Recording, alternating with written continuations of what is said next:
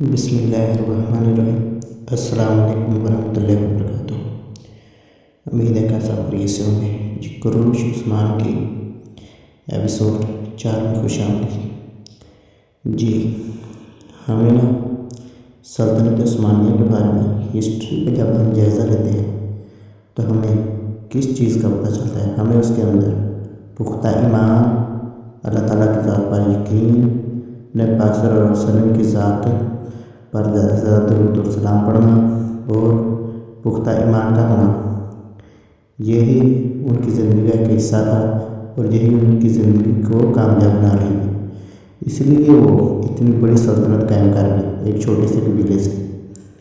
تو اس لیے ہمیں بھی چاہیے کہ ہم بھی اللہ اور اس کے رسول کے طریقوں کے مطابق زندگی گزاریں، نہ کہ ہم لوگوں کے پیچھے یا دوسرے لوگوں کے پیچھے لگ جائیں، کافروں کی روایت کو اختیار کر لیں۔ ہم مسلمان ہیں، ہمیں مسلمانوں کی روایت کو اختیار کرنا ہوگا۔